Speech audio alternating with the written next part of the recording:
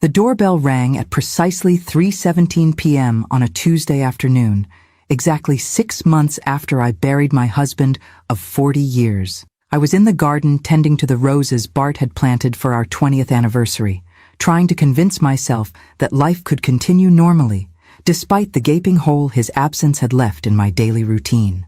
When I opened the front door, a distinguished gentleman in an expensive charcoal suit stood on my porch holding a leather briefcase and wearing the serious expression that lawyers seem to perfect in law school. "Mrs. Blackwood, my name is Edmund Thornfield from Thornfield & Associates. I have some rather extraordinary instructions from your late husband that I was to deliver precisely 6 months after his passing." My heart skipped a beat. Bart had been full of surprises throughout our marriage, but posthumous instructions delivered by lawyers was a new development even for him. "Instructions? Mr. Thornfield, my husband's will was read months ago. Everything was quite straightforward. Mrs. Blackwood, this matter is separate from the standard probate proceedings. May I come in? What I need to discuss with you is of a rather unusual nature." I led Mr. Thornfield into the living room, noting how he glanced around our modest home with the calculating eye of someone accustomed to appraising valuable property. Bart and I had lived comfortably, but not lavishly. He'd worked as a maritime historian specializing in lost shipwrecks, while I'd spent my career as an art historian at the local university. "Mrs. Blackwood, your husband came to my firm in 1985 with very specific instructions about a bequest that was to be delivered to you under particular circumstances." 1985? That's nearly 40 years ago. What kind of bequest requires 4 decades of waiting? The kind that depends on the completion of exactly 40 years of marriage, Mrs. Blackwood. Your husband was quite specific about the timing. I felt a strange chill as Mr. Thornfield's words triggered a memory I'd buried so deeply I'd almost forgotten it existed. Suddenly, I was 28 years old again, standing in our tiny first apartment, having one of those silly, newlywed conversations about the future. "If you can stand being married to me for 40 years, Bart had said with that mischievous grin that had first attracted me to him, "I'll give you something impossible to imagine." I'd laughed and called him ridiculous, telling him that 40 years seemed like an impossibly long time when we'd only been married for 5 minutes. We'd never mentioned the conversation again, and honestly, I'd assumed Bart had forgotten about it entirely. "Mr. Thornfield, are you telling me that Bart remembered some silly bet we made as newlyweds? Mrs. Blackwood, your husband never forgot anything that mattered to him, and apparently, this particular promise mattered a great deal." Mr. Maw. Thornfield opened his briefcase and withdrew 3 items. An ornate golden key that looked like it belonged in a medieval castle, a sealed envelope with my name written in Bart's careful handwriting, and a smaller envelope containing what appeared to be an address. "Your husband's instructions were quite specific. If you completed exactly 40 years of marriage, which you did, Mrs. Blackwood, by precisely 11 days before his passing, I was to give you these items and this information." I stared at the key, which was unlike anything I'd ever seen. It was heavy, clearly antique, with intricate Celtic knotwork carved into its surface and small jewels embedded in its head. "What does this key open?" "I believe the letter will explain everything, Mrs. Blackwood. However, your husband was very clear that I should emphasize one particular instruction. You are to handle this matter entirely alone. He specifically requested that you not involve your children or any other family members in whatever you discover." "Not involve Percival and Ophelia? That seems rather strange. We've always been a close family." "Mrs. Blackwood, I'm simply conveying your husband's explicit instructions." He was quite emphatic about this point.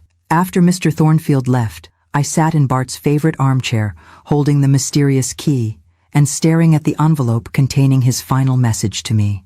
40 years of marriage had taught me that my husband was capable of elaborate surprises, but this felt different, more significant than his usual romantic gestures. I opened the letter with trembling fingers and began reading Bart's familiar handwriting. "My dearest Rose, if you're reading this letter, it means you kept your end of our bargain and stayed married to me for exactly 40 years. It also means I'm no longer alive to see your face when you discover what I've been planning for nearly 4 decades.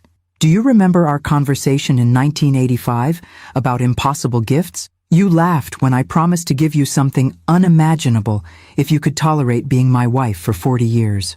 Rose, I meant every word of that promise, and I've spent the better part of our marriage making it come true.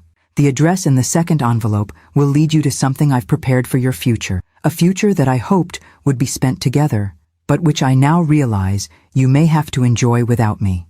Rose, this is perhaps the most important instruction I will ever give you. Go to Scotland alone.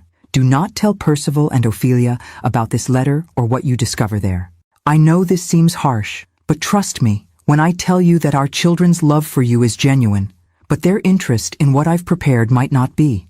Use the key, enter the castle, and remember that you have always been my queen, even when you didn't know you deserved a crown. All my love, always and forever. Bartholomew. I read the letter 3 times before opening the second envelope, which contained an address in the Scottish Highlands. Ravens Hollow Castle, Glen Nevis, Inverness-shire. A castle. Bart had mentioned a castle in his letter, which seemed impossible. We'd never owned property outside of our modest home, never had the financial resources for international real estate investments, never even taken expensive vacations to exotic locations. But the key in my hand was real, heavy, and cold, and obviously ancient. The letter was written in Bart's unmistakable handwriting, and the address appeared to be legitimate. I could look up Ravens Hollow Castle online to confirm its existence. I spent the rest of the evening researching the property online, discovering that Ravens Hollow Castle was indeed real, a 16th century fortress in the Scottish Highlands that had been restored to its original grandeur. The photographs showed a magnificent stone structure with towers, battlements, and gardens that looked like something from a fairy tale. But according to every website I could find, the castle was privately owned and not open to the public. There was no information about who owned it, when it had been purchased, or how someone might arrange to visit. As I prepared for bed that night, I made a decision that would have seemed impossible that morning. I was going to Scotland to discover what Bart had been planning for 40 years, and I was going to follow his instructions about keeping the journey secret from our children. Some promises, apparently, were worth keeping, even when the person who made them was no longer alive to see them fulfilled. And some husbands, I was beginning to realize, were capable of surprises that extended far beyond the grave.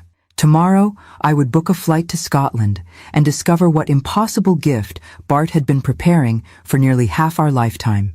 The flight to Edinburgh took 8 hours, during which I had ample time to question the sanity of flying halfway around the world based on a mysterious letter and an antique key.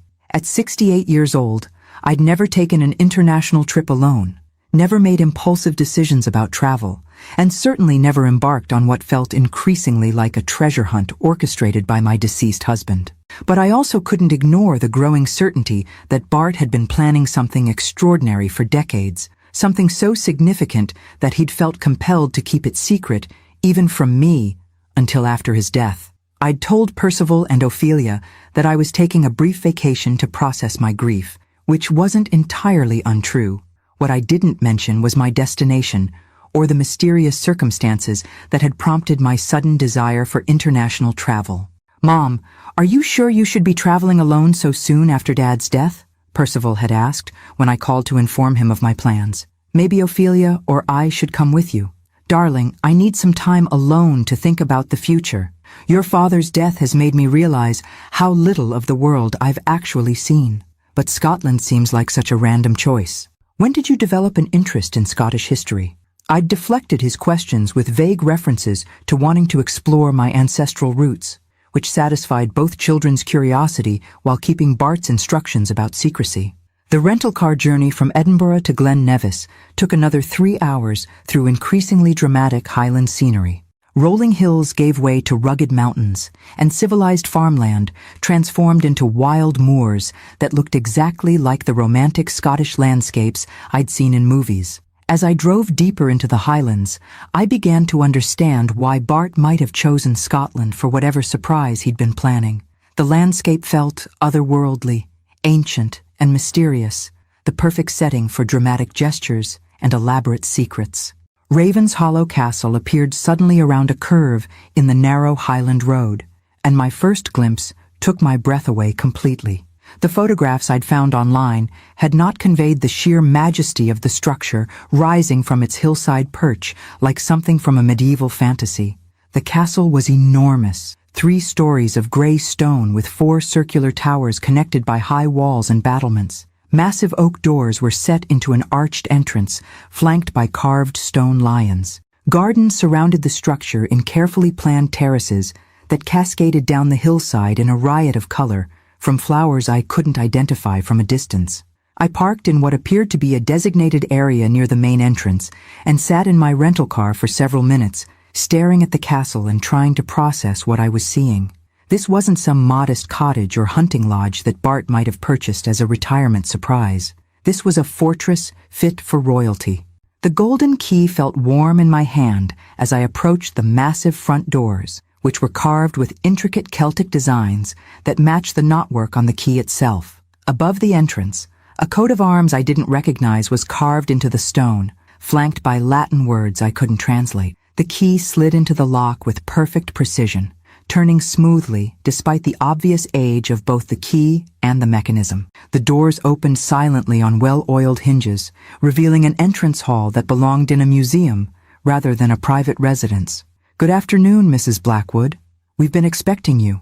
I spun around to find an elderly gentleman in formal livery standing in the entrance hall, apparently having materialized from nowhere while I'd been gaping at my surroundings. "You've been expecting me? But how did you know I was coming?" "Mrs. Blackwood, I am Henderson, the castle's head butler. Mr. Blackwood left very specific instructions about your eventual arrival and your needs during your stay with us." "Bart left instructions? How long have you been working here?" "I've been in Mr. Blackwood's employ for 15 years, Mrs. Blackwood. The entire staff has been preparing for your arrival for quite some time." I looked around the entrance hall, taking in details that became more impressive with closer examination. The stone walls were hung with tapestries that looked genuinely medieval, interspersed with portraits of nobles in period dress. A grand staircase curved upward to a gallery that overlooked the main hall, its banister carved from what appeared to be a single piece of oak. "Henderson, I'm afraid I don't understand what's happening here. My husband never mentioned owning property in Scotland, never mentioned employing staff, never mentioned anything about any of this. Mrs. Blackwood, perhaps you would like to see your private quarters and refresh yourself after your journey?" Mr. Blackwood left a detailed letter explaining everything, which I was instructed to give you once you'd had time to settle in. Henderson led me through corridors that seemed to stretch endlessly through the castle, past rooms filled with antique furniture, oil paintings, and decorative objects that looked like they belonged in the finest museums. Every window offered spectacular views of the highland landscape surrounding the castle. My private quarters turned out to be a suite of rooms that could have housed a royal family.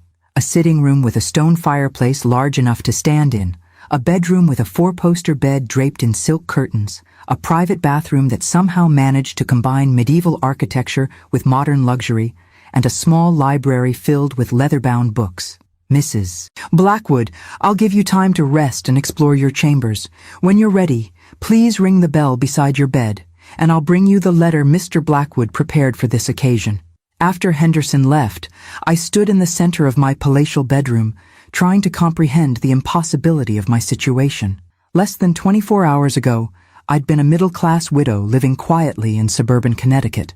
Now I was apparently the mistress of a Scottish castle with servants who'd been preparing for my arrival for years. I walked to the window and looked out over gardens that extended as far as I could see, landscaped with the precision of professionals and maintained with obvious care. In the distance, I could see other buildings on the castle grounds, stables, what looked like a greenhouse complex, and several smaller structures that might have housed additional staff. This wasn't just a property Bart had purchased, this was an estate, a functioning medieval castle that someone had spent considerable time and money restoring to its original glory. But how had my husband, a maritime historian who'd never shown signs of extraordinary wealth, managed to acquire and maintain something like this?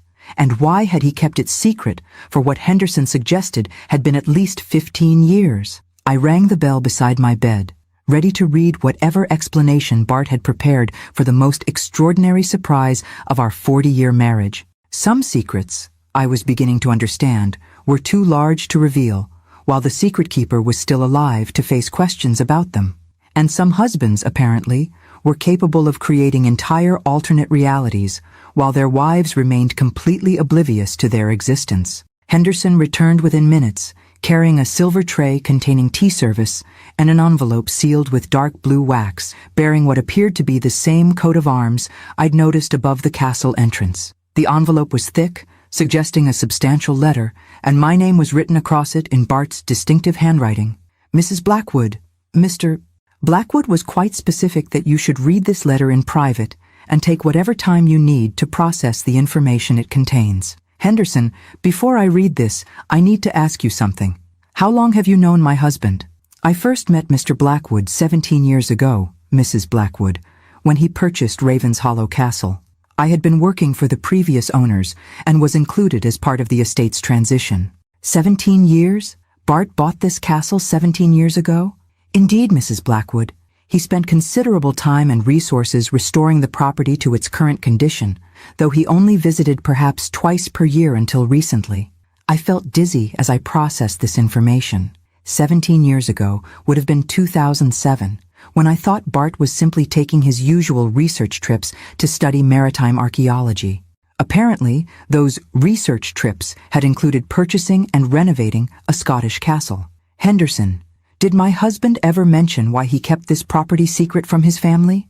Mr. Blackwood was quite clear that Ravenshollow was being prepared as a special gift for you, Mrs. Blackwood, to be revealed only under specific circumstances. He felt that the surprise would be more meaningful if you discovered it naturally, rather than having it explained while he was alive to see your reaction. After Henderson withdrew, I settled into the luxurious sitting room with my tea and carefully broke the wax seal on Bart's letter. Inside, I found several pages of his handwriting, along with what appeared to be historical documents and photographs. My beloved Rose, if you're reading this letter in Ravenshollow Castle, it means you've taken the first step toward discovering the most important secret I've kept throughout our marriage. I hope you'll forgive the elaborate nature of this revelation, but some stories are too extraordinary to tell without proper setting and context. Rose, everything you're experiencing at Ravenshollow, the castle, the staff, the grounds, belongs to you. I purchased this estate 17 years ago, and have been preparing it as your future residence, though I'd hoped to share many years here with you, rather than leaving you to discover it alone. But to understand why I chose this particular castle, and why I've spent nearly 2 decades preparing it for you, you need to know about something I discovered 25 years ago that changed our financial circumstances in ways I never told you about. I paused in my reading, feeling increasingly disoriented by these revelations about secret real estate purchases and hidden financial circumstances. I'd managed our household budget for 40 years and had never detected any unusual income or expenses that would suggest Bart had resources sufficient to purchase Scottish castles. Rose, in 1999, while researching shipwrecks in the Scottish Highlands for a book about maritime disasters, I discovered something that historians had been searching for since 1746, the lost treasure of the Stuart royal family.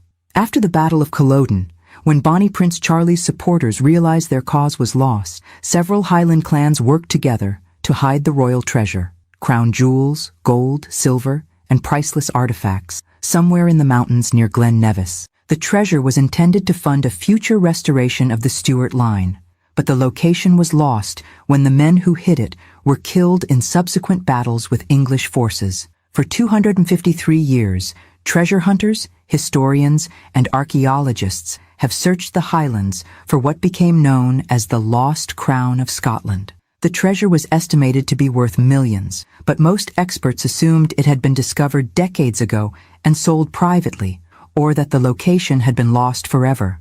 I set down the letter and stared out the window at the Highland landscape, trying to process what Bart was telling me. He'd found a legendary treasure that had been lost for over 2 centuries, and he'd apparently used that discovery to purchase this castle.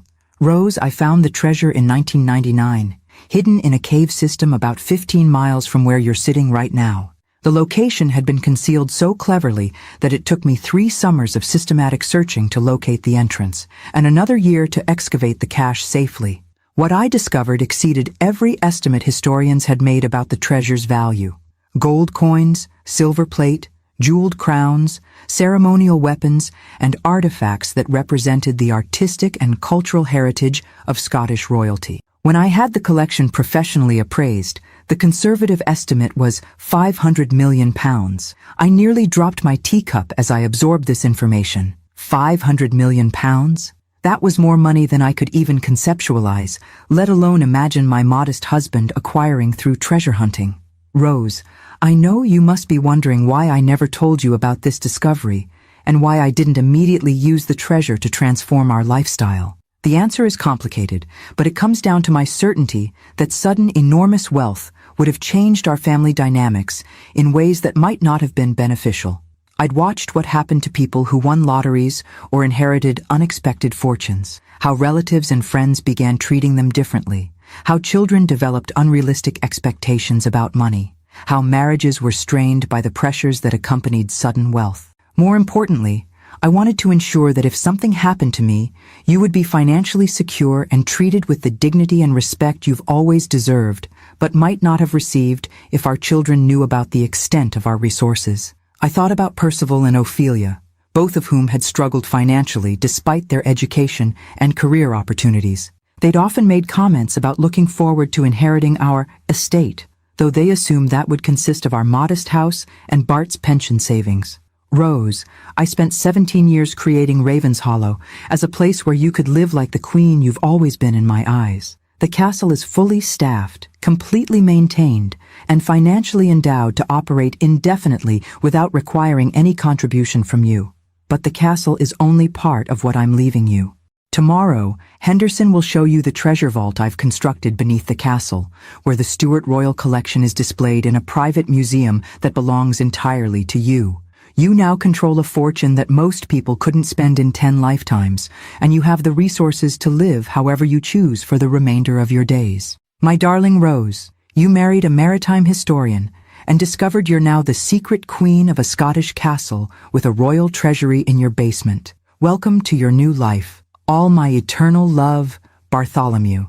I finished reading and sat in stunned silence, looking around the luxurious sitting room that apparently belonged to me, in a castle that apparently belonged to me, furnished with a treasure that had been lost for 278 years. Some husbands left their wives comfortable retirement funds. My husband had apparently made me one of the wealthiest women in the world while creating a fairy tale setting for me to enjoy that wealth. The question now was whether I was ready to become the queen Bart had always believed I deserved to be.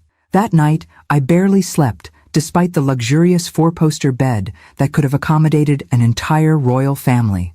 I lay awake, staring at the ornate ceiling, trying to reconcile the humble life I'd lived for 40 years with the extraordinary circumstances Bart had apparently been orchestrating since 1999.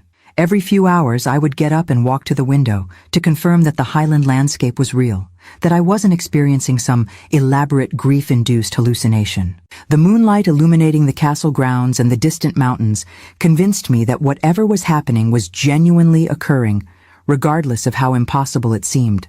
By morning, I'd reached a decision to see the treasure vault that Henderson had mentioned, partly because I needed concrete proof of Bart's claims, and partly because I couldn't imagine going home to Connecticut without understanding the full scope of what my husband had discovered and prepared. Henderson appeared promptly at 9 a.m. with breakfast service and the discreet inquiry about whether I felt ready to tour the castle's historical collection. Henderson, before we proceed, I need to understand something about the legal status of this treasure. If Bart found artifacts that belong to Scottish cultural heritage, surely there are laws about ownership and reporting such discoveries. Mrs. Blackwood, Mr. Blackwood was very thorough about the legal aspects of his discovery. The treasure was found on private land that he had purchased specifically for archaeological research, and he worked with British authorities to establish clear legal ownership. All artifacts have been properly documented and registered with appropriate governmental agencies. And the authorities were comfortable with him keeping a collection of this historical significance in private hands? Mr. Blackwood donated several pieces to the National Museum of Scotland and provided substantial funding for Highland historical preservation. In exchange, he received legal clearance to maintain the majority of the collection in private custody, with the understanding that it would eventually be made available for scholarly research. This information helped ease some of my concerns about the legitimacy of Bart's treasure acquisition. My husband had been methodical about everything else in his life. Apparently, he'd been equally careful about the legal and ethical dimensions of his archaeological discovery. Henderson led me through corridors I hadn't seen the previous day, past rooms that contained what appeared to be priceless antiques and artwork. We descended a stone staircase that looked medieval but felt surprisingly modern underfoot, suggesting recent renovation to ensure safety while maintaining historical authenticity. Mr. Blackwood spent considerable effort creating a proper environment for displaying and preserving the Stuart collection, Henderson explained as we approached a heavy wooden door set into the stone wall. Climate control, security systems, and conservation protocols that meet museum standards. The door opened to reveal something that belonged in the finest museums in the world. The treasure vault was enormous, a series of connected rooms carved from the castle's foundation and transformed into elegant exhibition spaces. Display cases lined the walls, each containing artifacts that gleamed under professional lighting systems. Gold crowns, set with emeralds, sapphires, and rubies that caught the light like captured starlight. Silver ceremonial weapons with handles wrapped in gold wire. Jeweled chalices that had probably graced royal tables centuries before the American Revolution. My God, Henderson, this is extraordinary. Indeed, Mrs. Blackwood. Mr. Blackwood often said that the collection represented the finest examples of Scottish royal craftsmanship from the Stuart period. I walked slowly through the treasure rooms, reading the detailed placards that Bart had apparently written to explain each artifact's historical significance. His descriptions revealed deep knowledge about not just the objects themselves, but their cultural and political context within Scottish history. This crown was worn by Mary, Queen of Scots, I read aloud from one placard. The emeralds were gifts from the French court, while the gold was mined in the Scottish Highlands during the 16th century. Mr. Blackwood researched each piece extensively, Henderson confirmed. He wanted to understand not just their monetary value, but their stories and connections to the people who had owned them. In the final treasure room, I found something that took my breath away completely. An exact replica of the throne room at Holyrood Palace, furnished with the actual throne chair that had been used by Scottish monarchs for centuries. Henderson, is that a real royal throne? Indeed, Mrs. Blackwood. According to Mr. Blackwood's research, this chair was used for the coronation of several Stuart monarchs before being hidden with the rest of the treasure in 1746. I approached the throne with something approaching reverence, running my fingers along carved armrests that had been touched by actual kings and queens centuries ago. The chair was upholstered in deep blue velvet that looked recently restored, but the wooden frame showed the patina of age and historical significance. Mr. Blackwood often mentioned that he hoped you would use this room for special occasions, Henderson said quietly. He felt that you deserved to experience what it felt like to sit on an actual royal throne. Bart wanted me to sit on a throne? Mrs. Blackwood, Mr. Blackwood often said that you had been his queen for 40 years and that it was time for you to have a crown that matched your dignity. I stared at the throne, thinking about 40 years of marriage to a man who'd apparently seen me as royalty, while I'd seen myself as a middle-class professor with ordinary ambitions and modest expectations. Henderson, what exactly did my husband envision for my life here at Ravens Hollow? Mr. Blackwood hoped that you would choose to live here as the mistress of the castle, surrounded by beauty and luxury that honored your position as his beloved wife and the guardian of this historical collection. And if I chose not to live here? If I decided to return to Connecticut and continue my normal life? Mrs. Blackwood, everything here belongs to you regardless of where you choose to live. Mr. Blackwood's only requirement was that you have the option to live like a queen if you decided that appealed to you. I looked around the treasure vault, calculating the impossible wealth it represented and the responsibility it entailed. Bart had given me not just money, but cultural artifacts that connected me to centuries of Scottish history and royal tradition. Henderson, I need to ask you something important. Did my husband ever mention anything about our children's relationship to this inheritance? Henderson's expression became carefully neutral, suggesting he'd been expecting this question. Mrs. Blackwood, Mr. Blackwood felt very strongly that the treasure and castle should remain in your sole control during your lifetime, without interference from other family members who might not understand the historical significance of the collection. He was concerned that Percival and Ophelia would see the treasure as a financial asset rather than a cultural responsibility. Mr. Blackwood felt that sudden enormous wealth might change your family relationships in ways that wouldn't benefit anyone involved. Some treasure hunters spent their lives searching for gold and jewels. My husband had found the greatest treasure in Scottish history and spent 17 years transforming it into a fairy tale life for his wife. Now I had to decide whether I was brave enough to become the queen he'd always believed I deserved to be. That evening, I sat in what Henderson informed me was my private dining room, eating a meal prepared by what he casually mentioned was the castle's chef. The dining room was smaller than the formal banquet hall he'd shown me earlier, but still grand enough to host a dinner party for 20 people. The meal was extraordinary. Locally sourced Scottish salmon, roasted vegetables from the castle gardens, and wine from what Henderson described as Mr. Blackwood's private cellar. Everything was served on china that bore the same coat of arms I'd seen throughout the castle. Henderson, whose family crest is displayed throughout Ravenshollow? That is the Blackwood family crest, Mrs. Blackwood. Mr. Blackwood had it researched and designed when he purchased the castle. He felt that establishing a proper heraldic identity was important for the dignity of the estate. Bart created his own family coat of arms? Indeed, Mrs. Blackwood. He worked with the College of Arms in London to establish legitimate heraldic rights based on his Scottish ancestry and his guardianship of the Stuart treasure collection. I stared at the intricate design embroidered on the napkin beside my plate, realizing that Bart had not only acquired a castle and royal treasure, but had also established the legal framework for us to live as actual Scottish nobility.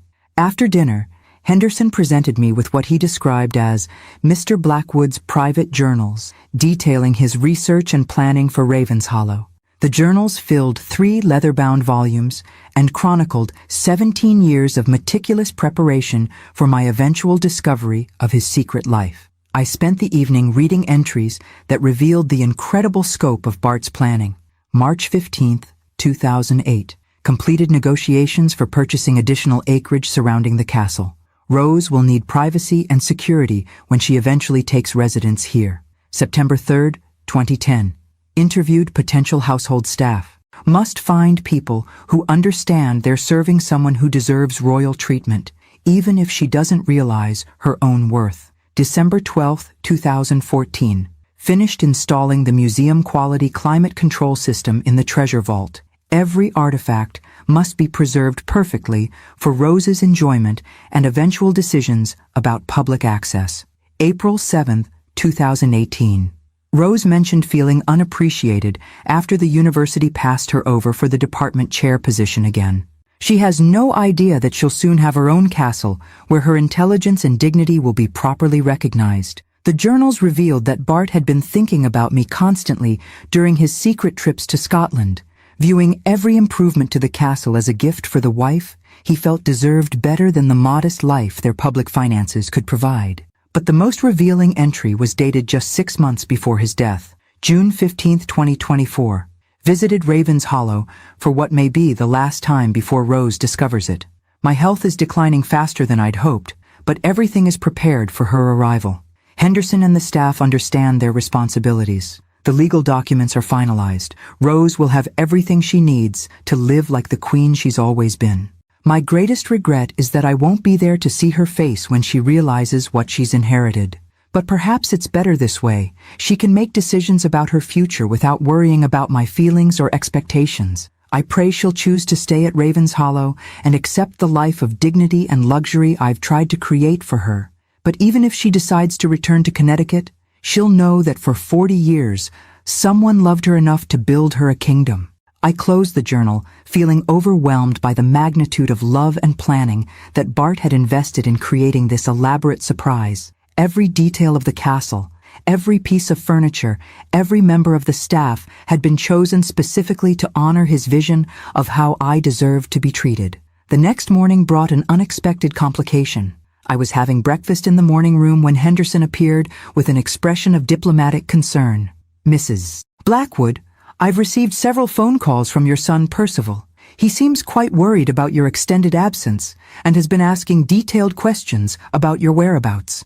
My heart sank as I realized I'd been at Ravenshollow for 3 days without contacting my children.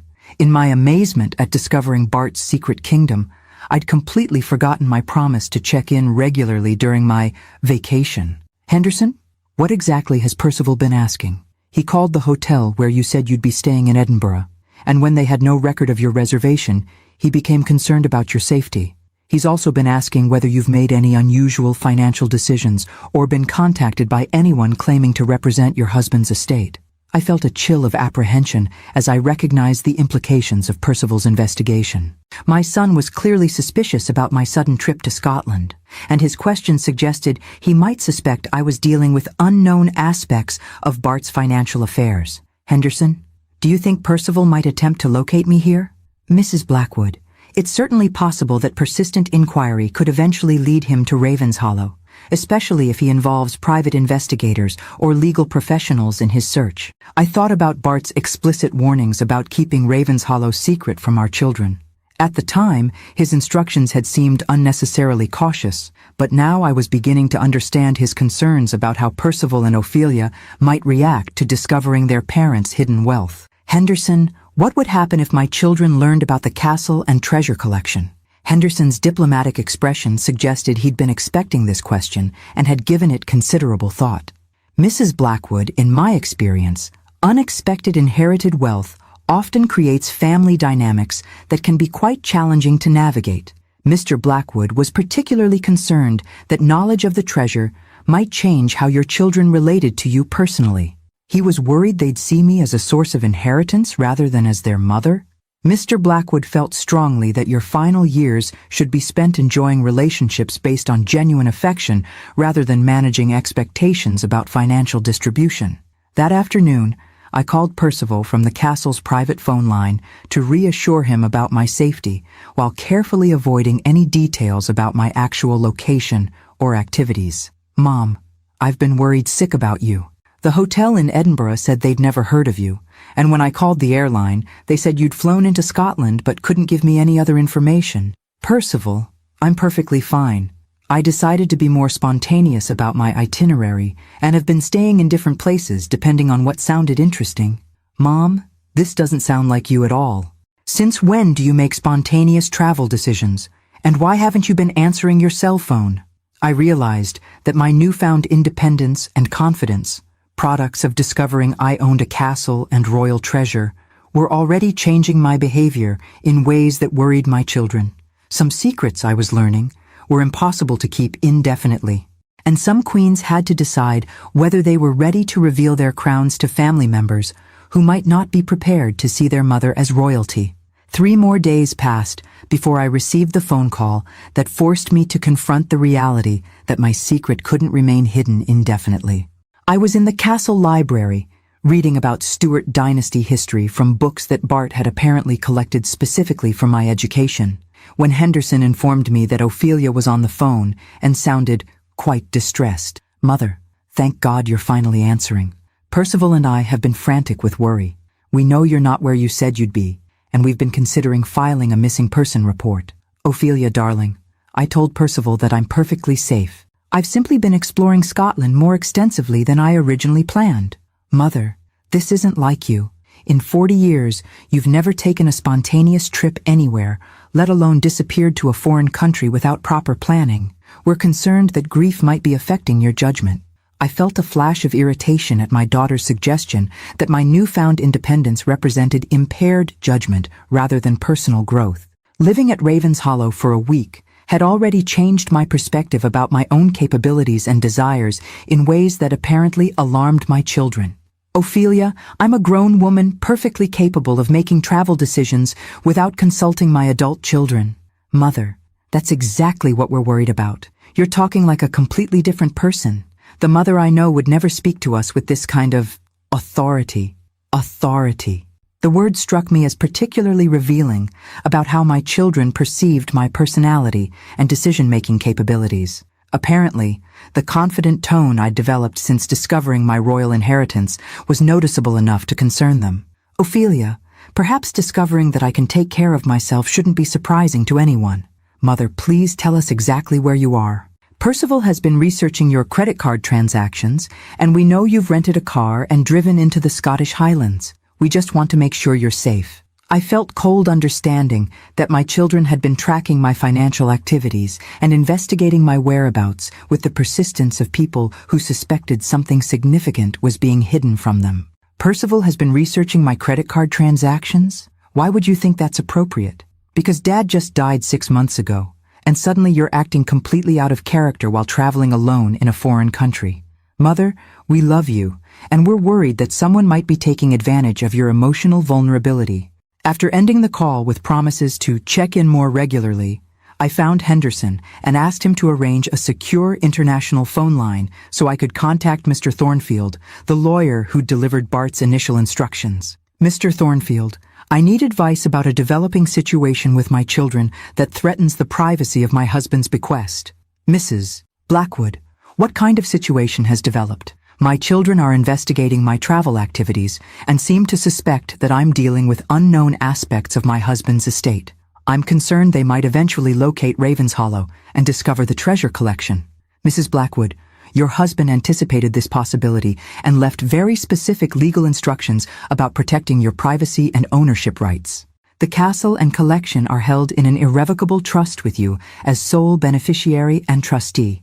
Even if your children discover the property's existence, they would have no legal standing to access the estate or information about its contents. But what about family relationships? If they learn that I've inherited extraordinary wealth while allowing them to believe we have modest resources, won't that create permanent damage to our relationships? Mrs. Blackwood, that decision ultimately rests with you.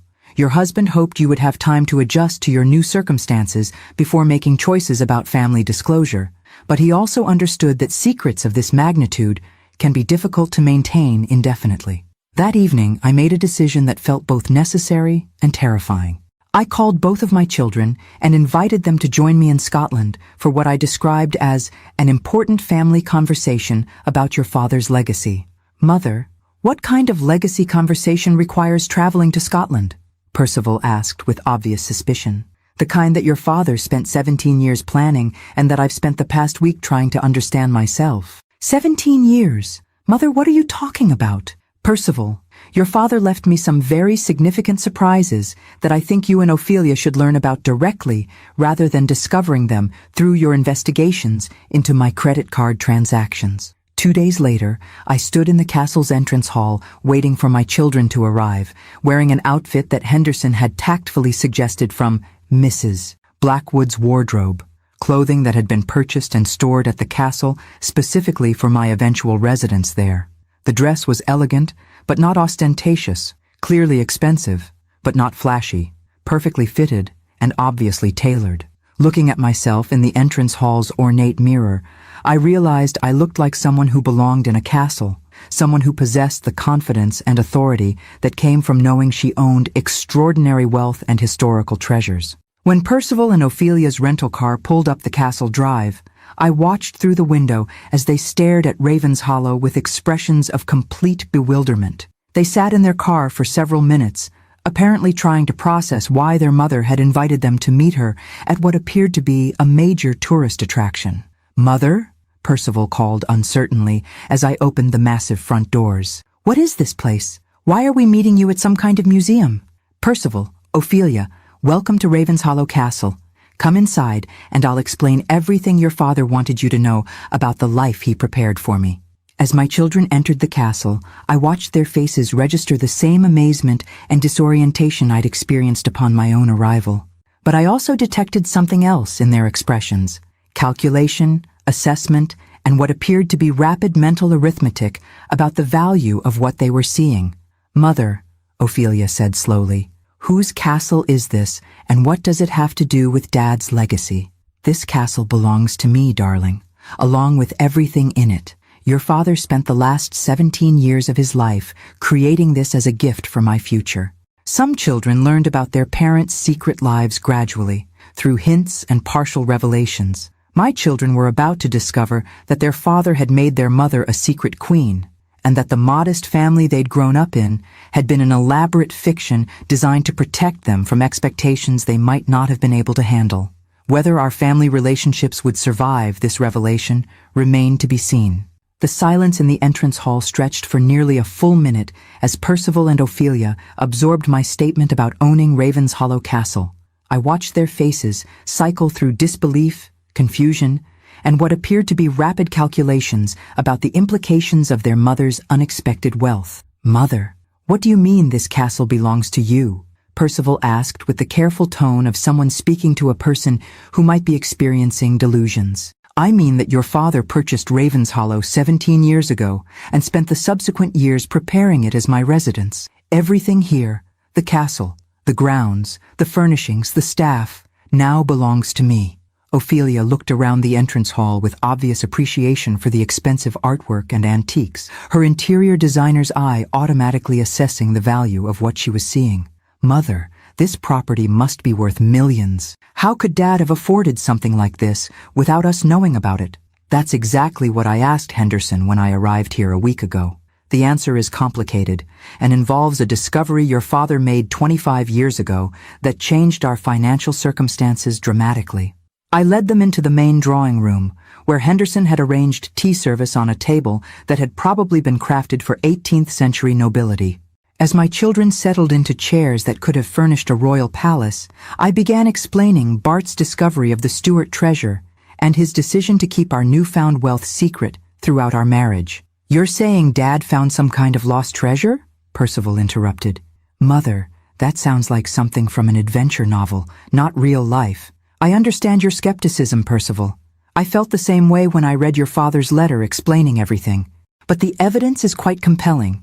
I handed them copies of the historical documents Bart had left for me, including photographs of the treasure cache before he'd moved it to the castle, legal paperwork establishing his ownership of the collection, and correspondence with British authorities about the archaeological significance of his discovery. "My God," Ophelia whispered as she studied photographs of golden crowns and jeweled artifacts. "These pieces look like they belong in the Tower of London. According to your father's research, they're significantly more valuable and historically important than many of the items displayed in royal collections. The Stuart treasure was hidden for 278 years and represents the finest examples of Scottish royal craftsmanship from the medieval period." Percival examined the legal documents with his accountant's attention to detail, apparently searching for evidence that the whole story was an elaborate fraud or misunderstanding.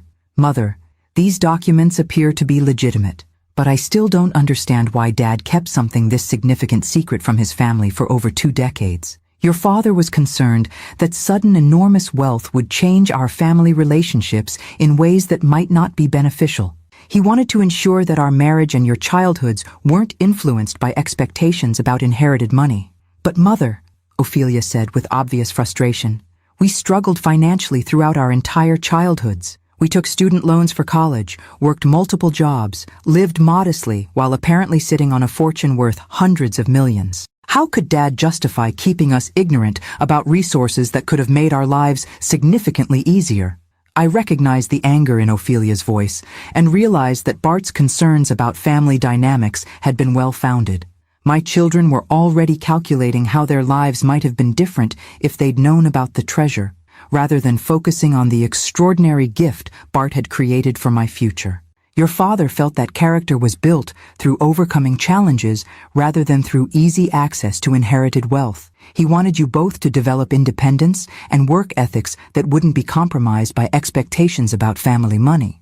"Character building?"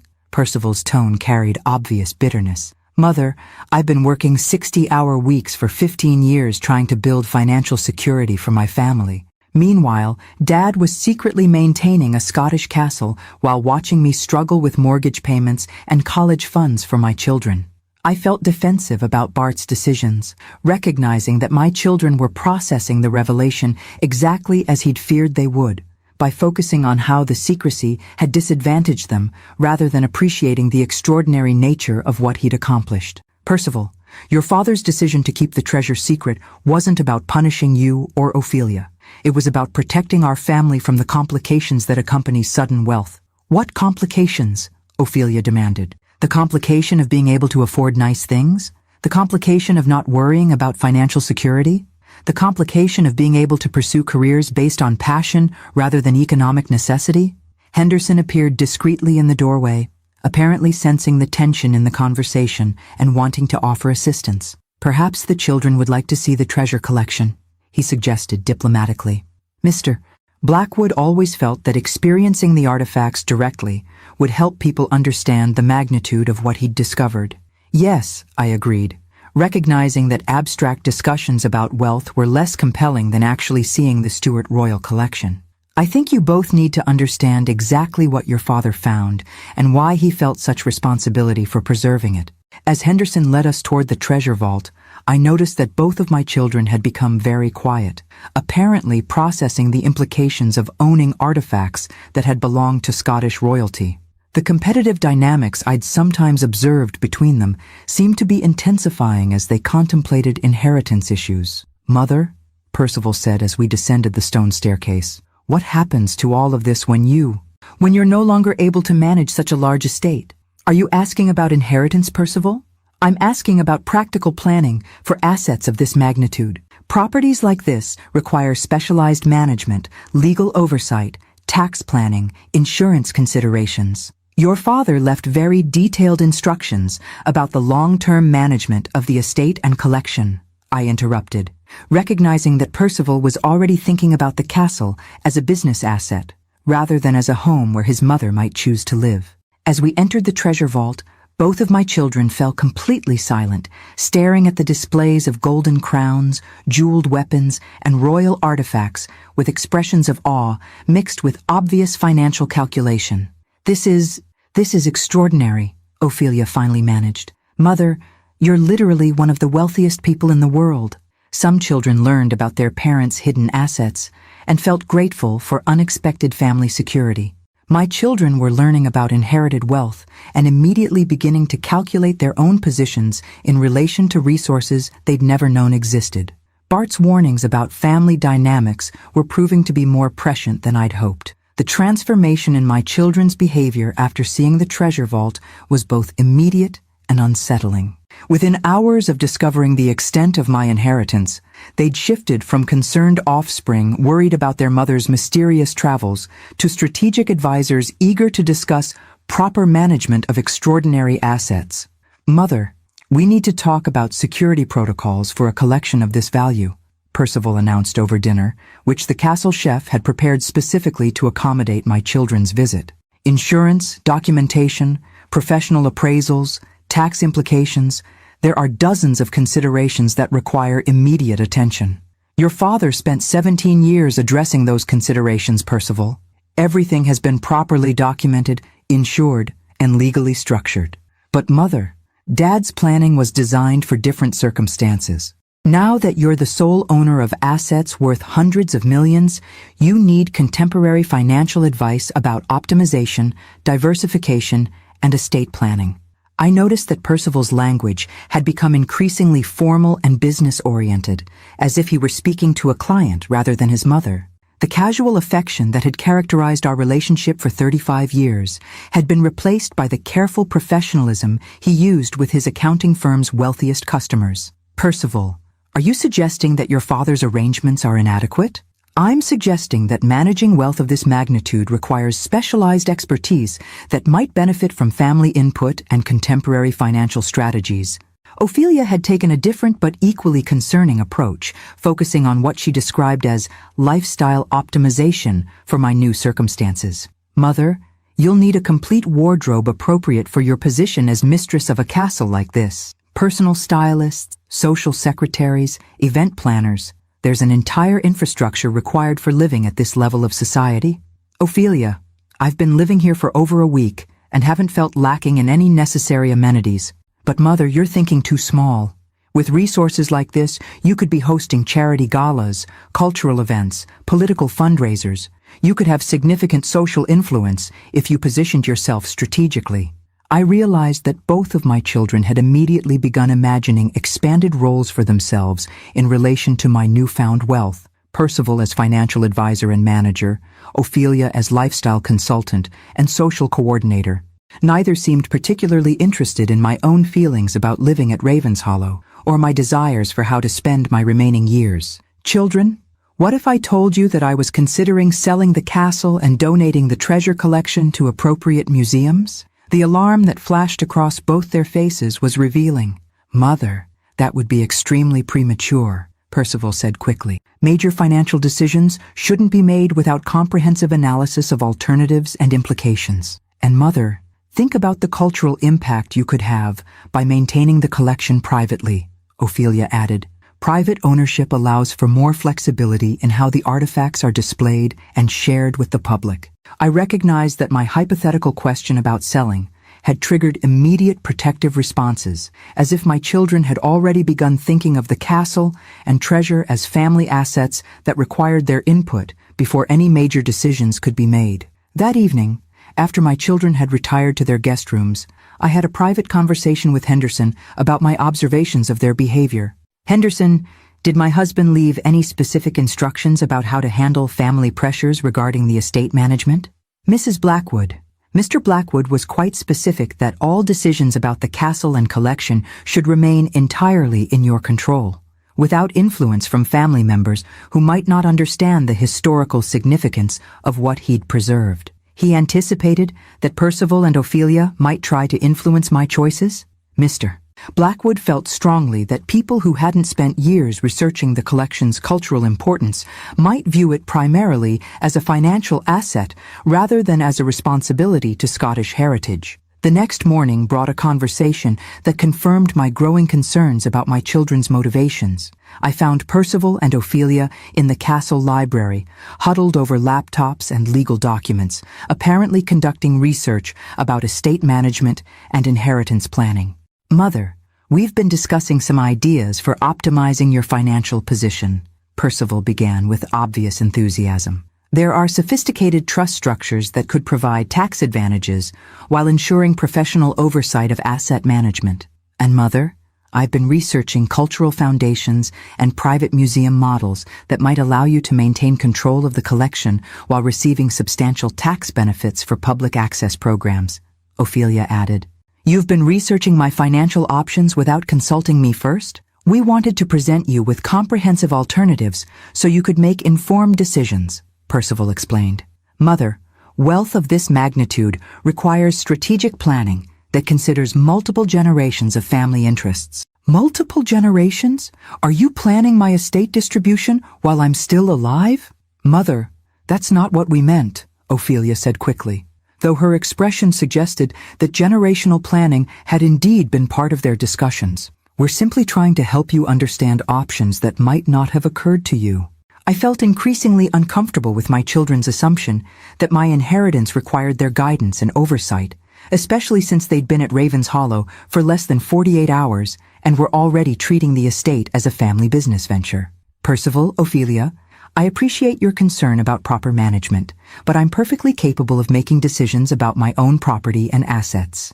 But Mother, Percival persisted, you don't have experience managing wealth at this level. The complexity of international holdings, cultural artifacts, staff management, legal compliance, these are areas where professional guidance could prevent costly mistakes. And Mother, Ophelia added, we're family. We want to help you enjoy your inheritance while ensuring that everything is properly structured for the future. I looked at my children, recognizing that their offers of assistance came from genuine care mixed with obvious self-interest in maintaining involvement with assets they'd never expected their family to possess. Children, I need you to understand something important. Your father specifically instructed me to handle this inheritance independently, without family pressure or input about how I should live or what decisions I should make. But Mother, surely Dad couldn't have anticipated the complexity of what he was leaving you to manage alone, Percival argued. Some parents discovered that their children's love was unconditional.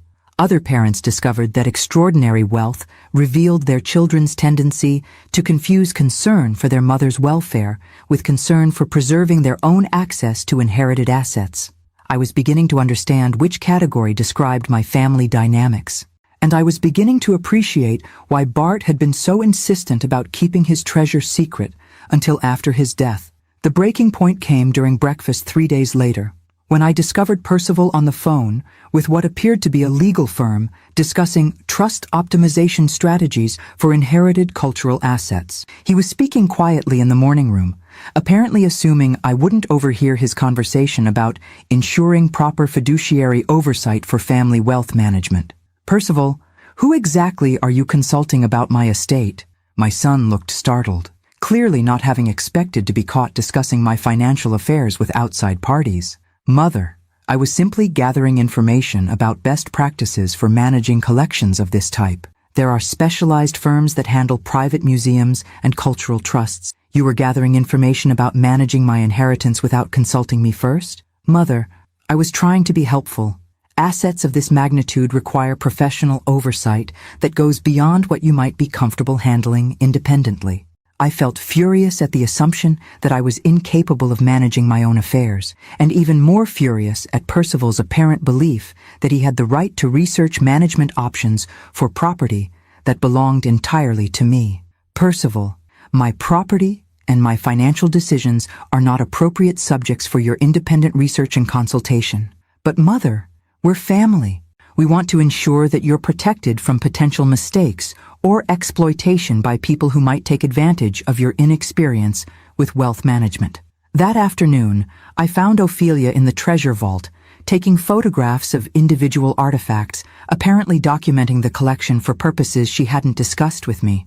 "Ophelia, what are you doing?" "Mother, I'm creating a visual inventory of the most significant pieces for insurance and appraisal purposes. With a collection this valuable, you need comprehensive documentation for security and estate planning." "Did I ask you to create an inventory?"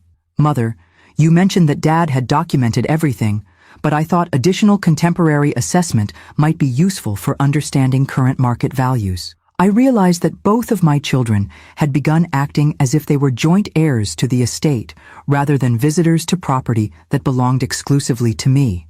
They were making decisions, conducting research, and implementing plans without consulting me, apparently assuming that family relationships gave them authority to involve themselves in my financial affairs.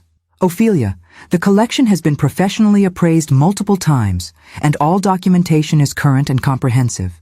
I don't need you to create additional inventories." "But Mother, surely having family involvement in understanding and preserving these assets is beneficial for everyone involved." That evening, I called Mr. Thornfield to discuss the developing situation with my children's behavior. "Mr. Thornfield, my children seem to believe they have some kind of stake in my inheritance decisions, despite the fact that your documentation clearly establishes my sole ownership of all assets." "Mrs. Blackwood, this is precisely the scenario your husband anticipated and the reason he was so specific about maintaining your independent authority over the estate. What would you recommend for handling family pressure about asset management?" "Mrs. Blackwood, your husband left very clear instructions for this situation. If family members began treating your inheritance as a shared resource requiring their input, he wanted you to implement what he called protective disclosure." "A protective disclosure?" "Your husband prepared documentation that would make clear to family members that their future relationship with you and any potential inheritance depends entirely on their respect for your independence and decision-making authority." Mr. Thornfield arranged to deliver additional legal documents that Bart had prepared specifically for managing family dynamics around the inheritance. The papers made clear that any attempt to influence my decisions about the estate, pressure me toward specific financial choices, or treat my property as family assets would result in complete exclusion from any future inheritance considerations. Armed with this legal framework, I requested a family meeting the next morning to address what I described as important clarifications about inheritance and family relationships. "Percival, Ophelia, I need you to understand something crucial about the legal and financial structure of my inheritance." I handed them each a copy of the documents Mr. Thornfield had prepared. "These papers make clear that my inheritance is held in an irrevocable trust that gives me sole authority over all decisions regarding the castle, the treasure collection, and any related assets. The trust also specifies that any attempts by family members to influence my choices or treat these assets as shared resources will result in their complete exclusion from future inheritance considerations." I watched my children read the documents with growing alarm as they realized that their attempts to involve themselves in estate management might have jeopardized their own future financial interests. "Mother, we weren't trying to pressure you," Percival said carefully. "We were simply offering assistance with complex financial management." "Percival, you were consulting with legal firms about trust optimization for my assets without my permission. That constitutes attempted interference with my financial independence. And Ophelia," I continued, "you were documenting my treasure collection for purposes you hadn't discussed with me, apparently treating the artifacts as family property requiring your inventory and assessment." "Mother, we were trying to be helpful," Ophelia protested. "We want you to have the best possible advice and support for managing inheritance of this magnitude. What you were doing was treating me like an incompetent elderly woman who needed family oversight for making major decisions. Your father anticipated this behavior and prepared legal protections to ensure my independence." I stood up, feeling more authoritative and confident than I had in years of family interactions. "Children, I want you to return to your homes and consider whether you're interested in having a relationship with me that respects my autonomy, or whether you're more interested in maintaining access to wealth you didn't know existed until this week." "Mother, you're overreacting," Percival said. "We love you and want to help you. If you love me, you'll respect my ability to make my own decisions about my own property without your guidance, research, or management suggestions." "And if we can't accept those boundaries," Ophelia asked quietly, "then you'll discover that your father was right to worry about how knowledge of this inheritance might change our family relationships. Some mothers learned that their children's love was strong enough to survive the discovery of unexpected wealth. Other mothers learned that extraordinary inheritance revealed the difference between children who loved them and children who loved their money. I was about to discover which category described my own family dynamics, and I was beginning to understand that becoming a queen sometimes required making decisions that prioritized dignity over family harmony.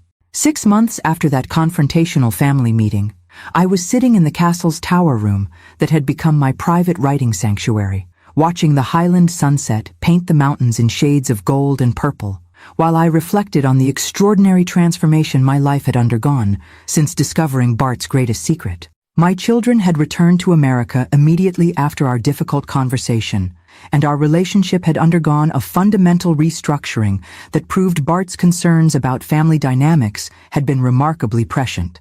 Both Percival and Ophelia had spent weeks attempting to repair our relationship through phone calls that inevitably circled back to discussions of proper estate management and their desire to help with the challenges of maintaining Ravenshollow.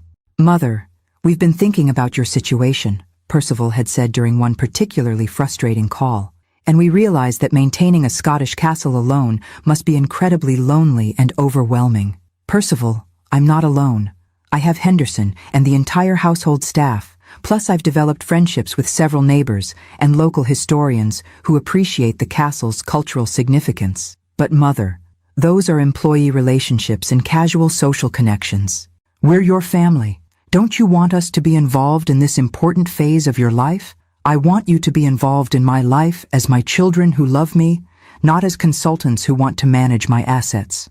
The distinction had proved difficult for them to accept. Their calls became less frequent when they realized I wasn't going to invite them to serve as advisors for the estate, and their communication shifted to perfunctory check-ins rather than genuine conversations about my experiences as mistress of Ravenshollow. Ophelia's approach had been more subtle but equally persistent. "Mother, I've been researching cultural foundations, and I think there are opportunities for you to have significant social impact through strategic, charitable initiatives based at the castle." "Ophelia, I'm already supporting several local historical preservation projects and have established relationships with museums interested in rotating access to parts of the collection." "But Mother, you could be doing so much more." With proper planning and professional assistance, Ravenshollow could become a major cultural institution that brings international attention to Scottish heritage. And who exactly would provide this professional assistance? Well, I have connections in the museum world through my design work, and Percival has experience with non-profit financial management. I'd eventually stop taking their calls when it became clear that they couldn't separate their roles as my children from their desire to involve themselves in managing my inheritance. The irony was that living at Ravens Hollow had become more fulfilling than I'd ever imagined possible. Far from being isolated or overwhelmed, I discovered that being mistress of a castle suited my temperament and interests perfectly. I spent my mornings working with the castle's librarian to catalog and research the historical documents that Bart had collected along with the treasure. My afternoons were often devoted to corresponding with historians and museum curators around the world who were eager to learn about specific artifacts in the collection. Several evenings each week, I hosted small dinner parties for local scholars, artists, and community leaders who appreciated the opportunity to view the treasure collection and discuss Scottish history in a setting where it had actually been lived. Mrs. Blackwood, your research into the Stuart period has provided insights that are changing how we understand the political dynamics of 18th century Scotland, Professor MacLeod from the University of Edinburgh had told me during a recent visit. Professor, having access to the primary documents and artifacts makes it possible to understand these historical events from perspectives that weren't available to previous researchers.